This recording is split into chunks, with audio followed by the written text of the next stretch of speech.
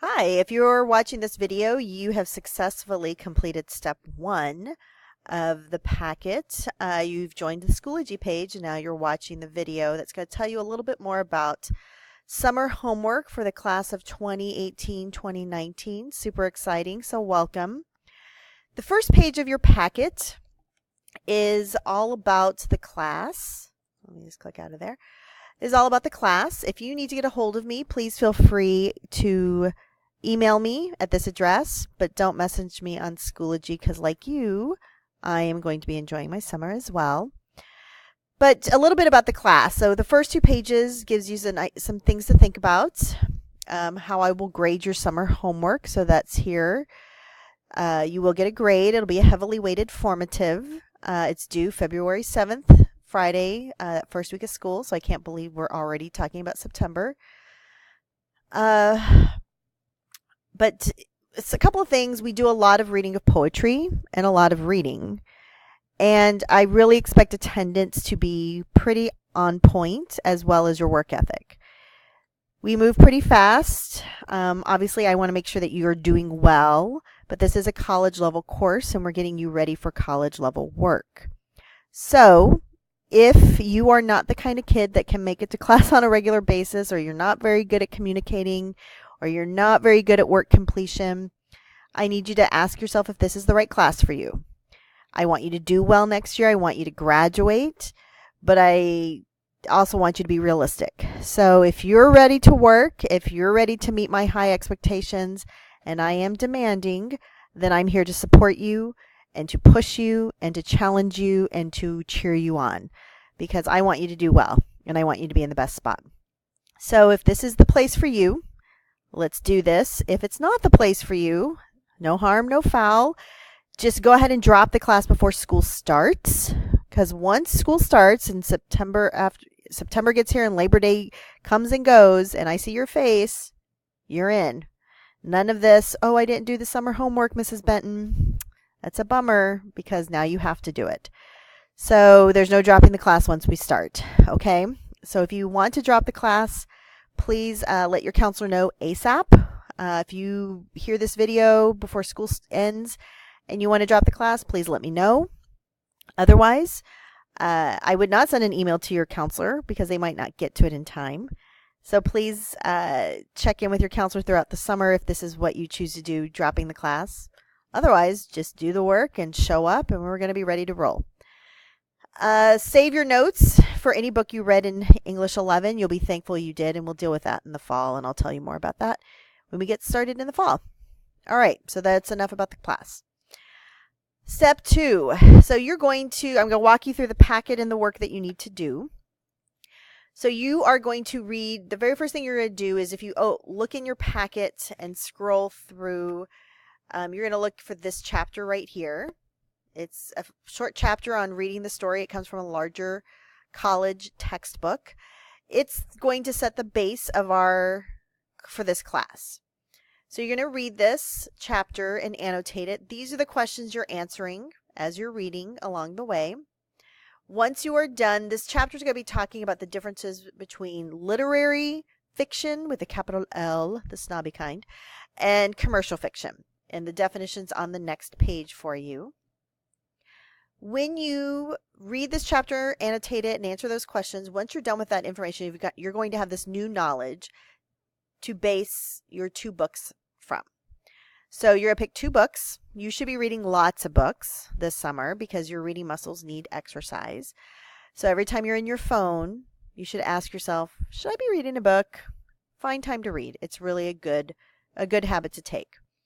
So the first book you should read, I don't care in what order you do them in, but there's two different types of books you should be reading. The first book is the literary fiction book. This is the book that you would probably read in class. So like Great Gatsby, Invisible Man, Of Mice and Men. So this book here, I have a whole list. So if you look in your packet a little further in, you're going to see this 9-page book list. These are books that the AP has referenced in the past. And if you look in the parentheses, these are the years that these books were referenced. And I'll talk to you more about what I mean by that later in the fall. But these books are alphabetized by title. So Invisible Man, if you go to Invisible Man, it's been referenced all these years. It's the most popularly referenced book on the AP test. Same with Jane Eyre. That's one of my favorite books ever. House on Mango Street is a novella. So this list is going to have novellas, which are short novels, and plays as well. So you can read a play. Great Gatsby, some of these, you have already read that. So you can reread a book that you liked. You can read a book that sounds interesting, but you need to pick one. Now, if you have a book in mind that you think fits the criteria of literary fiction, then go ahead and read it. That's totally fine. The second book you're going to read is fun commercial fiction, not nonfiction, fiction. So commercial fiction is any book that you would typically read, but you just don't have time to all the time. So find the time to do it now. You were giving you the reason to do it. So this is your popular fiction, your young adult fiction, recommendations from family, that book that you bought but never got a chance to read. So read that over the summer. So 2 books. For each book, you're going to complete 2 assignments. One of the assignments overlaps. That's the first one here. And the next 2 are specific to each book. So I'm going to talk to you about the signpost journals. You're going to do 6 of those, 3 for each book. The major works data sheet, which is for your literary merit book. And then your one-pager visual, which is for your commercial fiction, which will give you some fun, gives you a chance to be a little creative. You can check books out for me if you would like before school starts. I'm in 314, or you can do them electronically. You can listen to the audio. You might want to buy the books. You just need them in September, maybe a little bit into October. So if you borrow a book, make sure that you can hold on to it for a while, okay? Otherwise, if you have audio links or book links you want to send to me, I'll try to put some up on Schoology too. But you don't have to spend money on a book because you can come check out books for me as well, okay? I have a ton of selection. All right, so let's go to the actual assignments. Oh yeah, and did I mention there's a contract here? Just, it's blobbity blop. It's what the people we use in this district. Essentially, it's what I've said to you already. Just have your parents sign it. You sign it and return it with your summer homework in the fall. Okay, so here is the first assignment. These are called signpost journals. So what a signpost journal is, we think about road signs. When you drive, they tell you what to do and where to go. That's the same with reading. Authors do things on purpose to get you to think about the things they want you to think about, whether it's theme or understanding the conflict or character motivations or making predictions. But sometimes you don't know what to look for. Like, you will see that there's something there, maybe in hindsight, but I'm going to give you the tools that you need to understand what you're looking for right out of the gate. And they're called signposts. So these signposts they have fancy names, but these are really things that you already probably have noticed. So like with again and again, that's really symbolism. A memory moment, that's really a flashback. An aha moment is sometimes known as an epiphany. So all of these have a name and they have a definition, and then they all have a question that when you notice it in the book, you're going to then ask yourself this question and then answer it. So you're going to do 6 signpost journals for each book, and this is what the journal looks like. So I have these templates here in your packet. You can handwrite them. Now, if handwriting isn't what you want to do, you can go to Schoology, but you'll need to be logged into your Osseo apps. So you'll have to use Osseo apps to get here. If you go to our course page, so it'll still be there, you're going to look for this signpost template link, click on it, and then you're going to probably see like a My Documents you'll need to click on. You'll click on My Documents, and then this is what you're looking for, this Google Doc. It'll dump it into your drive. It'll make a copy of it, and then you can type into it, and then you'll have to print it out. So then that way you don't have to worry about handwriting, especially if your handwriting's super messy. So once you do that, you're going to do that for 3 for each book.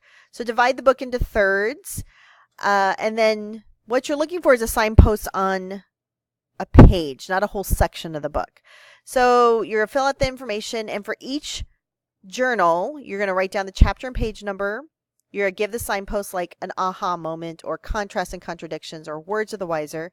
You're going to give us the passage, the quote. So it doesn't have to be a super long passage. It can just be a really good quote. For longer passages, give us the first part of it, then use the ... or the ellipse, and then the last part of the passage. Then you're going to write down the signpost question. So go back to that signpost, and there's a question for every signpost. Write that question down right here, and then answer it.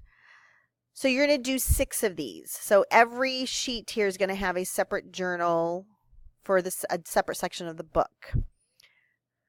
So for example, you're going to, if let's say you find a Words of the Wiser on page 50, then you find a contrast and contradiction on page 101, and then you find a aha moment on page 200 or 300. You're just looking for a page, not a section. Try to find a variety of them. Some of them are going to be really obvious. Some of them are going to be really hard to find. Do your best. Just don't stick with the same one over and over again is I guess what I'm trying to say. So that is for the signpost. And there are examples at the very last page of your packet that I'll show you here in a minute.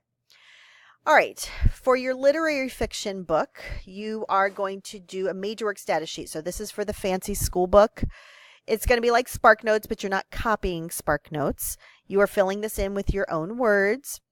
You might have to do a little research, so fill it in. It's pretty self-explanatory. Yes, I expect lots of writing. Less is not more. We've given examples, or I keep saying we because Mr. Carls used to teach this class with me. There are examples here where it seems to make sense to give you examples, so read the examples. You're going to look at characters, setting and symbolically what it means, significance of the opening scene. So when we say significance, maybe symbolically what might be going on there. Symbols are actual objects that represent ideas. So freedom is not a symbol, but the flag or the eagle is representative of freedom. A thought-provoking question, something deep and philosophical. Text structure, how is a book set up? So here we give you an example with things they carried. Narrative technique, what kind of things are being used? So like symbolism or flashbacks, lots of foreshadowing.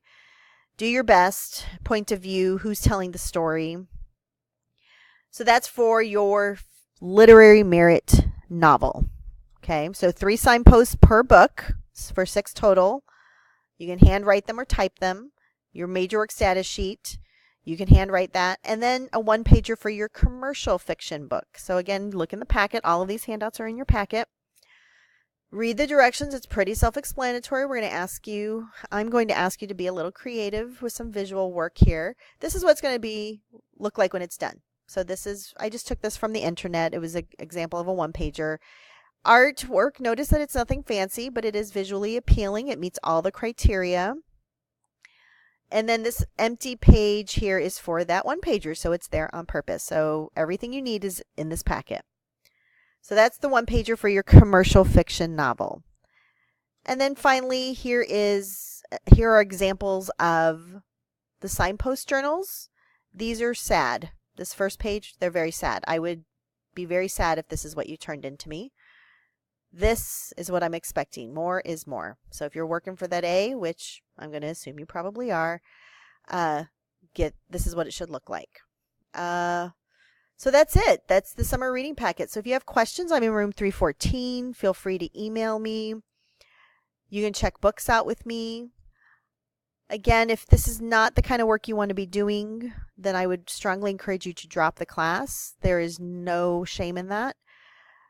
But if you're interested in working hard, if you're interested in learning how to be a better writer, thinker, reader, speaker, if you're interested in being pushed and challenged, I totally suggest this that you stay in the class. You cannot drop it once school starts. So if I see your beautiful face after Labor Day on the first day of school, that means you're in, and it's totally worth it. You'll love this class because I love teaching this class. So have a great summer. Let me know if you need any help. Otherwise, happy reading. Thanks.